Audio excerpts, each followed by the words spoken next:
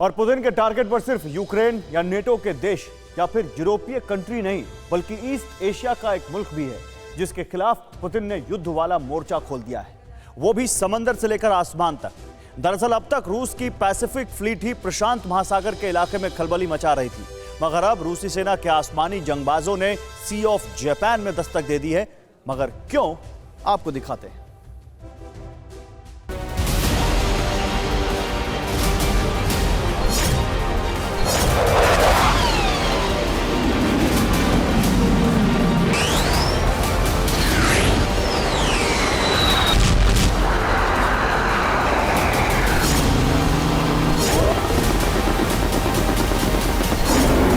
एक तरफ रूसी ब्रिगेड 15 महीनों से यूक्रेन को दहला रही है, यूक्रेन के कोने कोने को बारूदी बवंडर से तबाह कर रही है, तो वहीं यूक्रेन से करीब 8000 किलोमीटर दूर रूसी वायुसेना के घातक लड़ाकू विमान एक मुल्क की टेंशन बढ़ा रहे हैं, उसकी एयर डिफेंस जोन में लगातार सेंधमारी कर रहे हैं।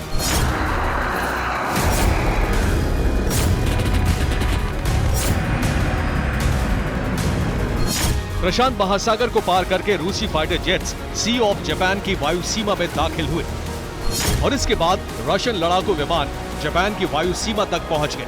बस फिर क्या, जापान के एयर डिफेंस जोन में रशियन फाइटर की दस्तक से सनसनी मच गई। जापानी डिफेंस भी अलर्ट मोड पर आ गया।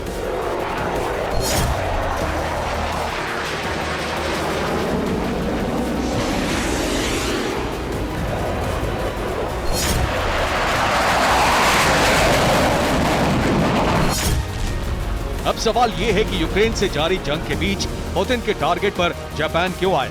क्यों रशिया के आसमानी जंगबाजों ने अपना डेडली ट्रेलर जापान में दिखाया? क्या रूस यूक्रेन युद्ध की आग जापान तक पहुंच चुकी है? क्या यूक्रेन की तरह जापान के खिलाफ पुतिन मिलिट्री ऑपरेशन का आगाज करने वाले हैं?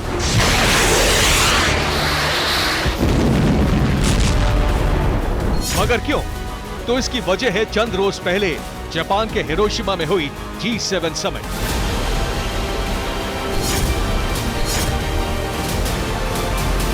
उन्नीस मई से 21 मई तक जापान के हिरोशिमा में G7 शिखर सम्मेलन हुआ, जिसमें अमेरिकी प्रेसिडेंट बाइडेन के अलावा यूक्रेन के प्रेसिडेंट ज़ेलेंस्की भी शामिल हुए। ज़ेलेंस्की ने G7 में शामिल तमाम नेताओं से मुलाकात की, मदद की गुहार की। बस इसी बात से पुतिन का माथा ठनक गया, जिसका नतीजा ये हुआ, G7 शिखर सम्मेलन की अगुवाई करने वाले जापान को ही रूसी प्रेसिडेंट ने अपने रडार पर ले लिया।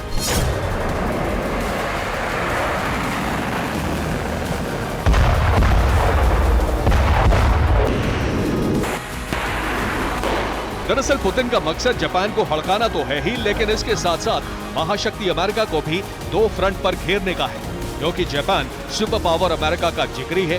पूर्वी एशिया में जापान और अमेरिका का गठजोड़ काफी मजबूत है। ऐसे में अगर पुतिन ने जापान पर हमला किया या फिर थ्रेट पहुंचाया तो अमेरिका भी वॉर जोन में उतरेगा और अमेरिका का फोकस यूक्रेन के बजाय जापान की तरफ शिफ्ट हो जाएगा।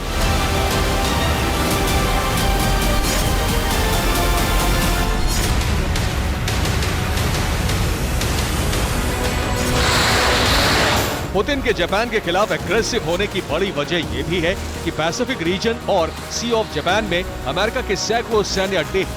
मसलन पैसिफिक रीजन में अमेरिका के करीब 400 सैन्य अड्डे हैं, जिनमें एयर बेस, नेवल बेस और मिलिट्री बेस भी शामिल हैं। इन सैन्य अड्डों पर यूएस के 3 लाख से ज्यादा जवान मौजूद हैं। यूएस नेवी की 60% से ज्यादा डिप्लॉयमेंट पैसिफिक रीजन में है। वहीं जापान में अमेरिका के 120 से ज्यादा सैन्य अड्डे मौजूद हैं। आप ये जानकर हैरान रह जाएंगे कि महाशक्ति अमेरिका हर साल प्रशांत महासागर में मौजूद अपने तमाम सैन्य अड्डों पर $800 बिलियन से ज्यादा की रकम खर्च करता है। शायद यही वो वजह है जिसके चलते पैसिफिक रीजन में अमेरिका का दबदबा है।